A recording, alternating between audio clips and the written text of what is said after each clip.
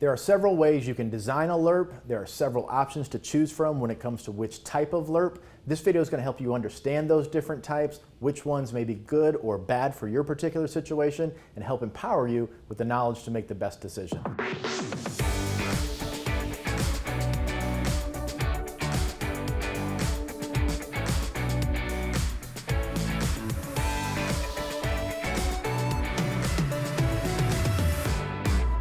Hi, I'm Troy Sharpe, CEO of Oak Harvest Financial Group, certified financial planner professional, and host of the Retirement Income Show. So when it comes to LIRP, Life Insurance Retirement Plan, we really have several choices. The first choice is whole life. Whole life is the most conservative. This is one you guys are probably all familiar with.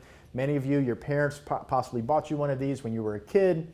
It's really safe, it's fully guaranteed, they pay dividends, and dividends are determined by the company based on their profitability. They do have higher expenses than other LIRPs, but they are fully guaranteed. So for the higher expenses, you do get something that's fully guaranteed. If you look at a whole life illustration, the outcome is that you'll receive down the road 10, 20, 30 years from now, it's going to be pretty similar to that illustration that you look at from the insurance company. This can be different with other types of LIRPs. So for the higher expenses, you do get something that's fully guaranteed to grow, to be secure, to be there for you, to provide the death benefit, no matter what happens as far as performance of the stock markets or various other features like expenses. So whole life, it's a decent option, but it's for those of you that want absolutely no exposure to the market. Even if you're protected from the market going down, you just like the idea of constantly, slowly increasing your values over time. The next type we have is universal life. So universal life has lower expenses, and there are three different types primarily. We have what's known as current assumption UL, indexed UL, and variable UL. So current assumption UL just means that the insurance company gives you an interest rate based on the interest rate environment at that time. In today's low interest rate environment, I'm not a big fan of current assumption UL. It's not going to build the most cash value. Now I should say there is actually one more type here. It's called guaranteed UL. But with guaranteed UL, your cash value goes to zero and the death benefit is fully guaranteed. So that's how that design is structured. Those are not LIRPs, those are strictly life insurance policies in the sense of you're not trying to build any cash value for tax-free income later, you're simply trying to get a guaranteed death benefit. Thus, most guaranteed UL does go to zero on the cash value side. Okay, so current assumption UL, they're going to give you an interest rate based on the interest rate environment. Your cash value should grow over time, and you also have the death benefit. Indexed UL is the one that I feel works the best for the most amount of people that we come into contact with.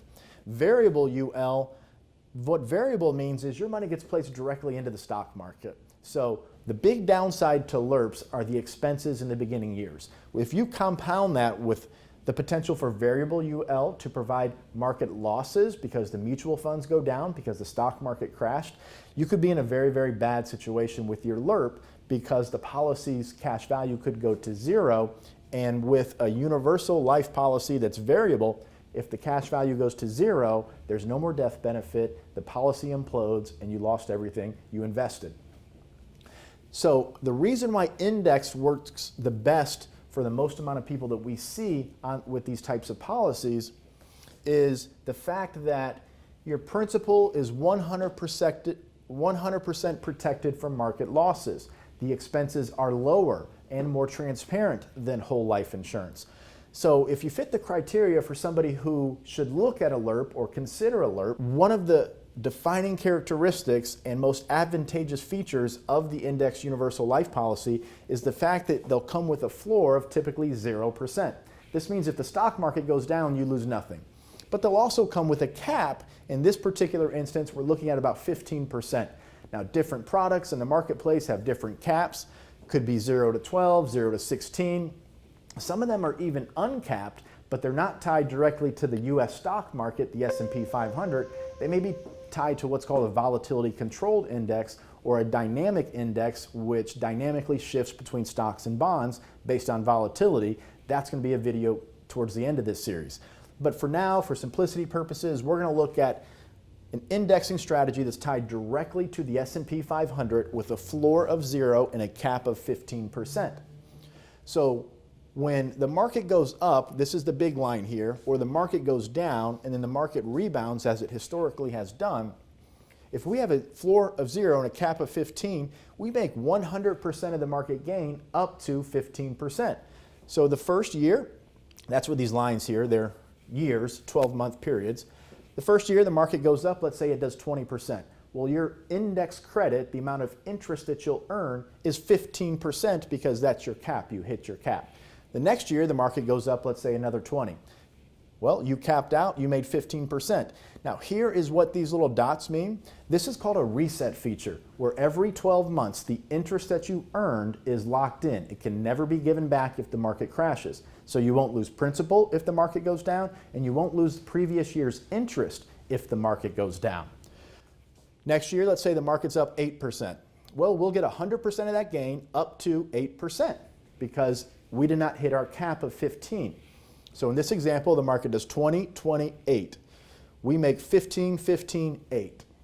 Now, this next year, the market has a 25% correction. We go sideways. You earn a 0% interest in that year. You don't lose 20%, you don't lose 5, you don't lose 10, you lose $0 because the market went down. It went sideways, your account, you earned a 0 essentially in that year. Now, it's a new horse race because it's a new 12-month period. So when the market rebounds, it typically rebounds pretty ferociously. If the market's down 25%, we could expect a 20-25% rebound possibly in the next year, maybe even more. We're going to make all of that gain up to our 15% cap. So in this example here, let's say the market rebounds 25%, we go up 15%, then those gains are locked in as well. So when we're looking at planning for retirement with one of these tools, if we are comfortable with having money in the market, in which we should be, we don't want a variable universal life policy because then you have to overcome the expenses and the potential for market losses. Whereas the index universal life policy, it still does have the expenses, which we're going to talk about in the next video in this series, but we eliminate the possibility of market losses. So that is a huge bonus which can protect our cash values in periods of market turbulence, while at the same time giving us a real reasonable opportunity to average good returns over time. So this is why I like the index universal life policy over the variable or the current assumption. Typical rates right now in a current assumption UL are around 3 or 4%, so that's not really that good for cash value growth in a life insurance policy when you have expenses to be concerned with. And then the whole life strategy, again, it's a fully guaranteed strategy with higher expenses. Dividends, right now, some good companies out there are paying between 5 to 6% dividends, but again, the expenses are higher, so your net internal rate of return on these types of policies are right around 2.5%, maybe 3%. That is still tax-free. It's a long-term strategy.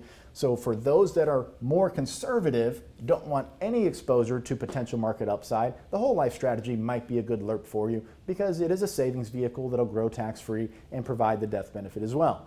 So brief rundown on the different types of LIRPs that are available, some of the pros and cons for each, what you need to know to help make good decisions. So hit the subscribe button, hit the thumbs up button, share this video with a friend or family member. We're going to continue in the LIRP series to help you be more connected to your money and make good decisions when it comes to retirement planning.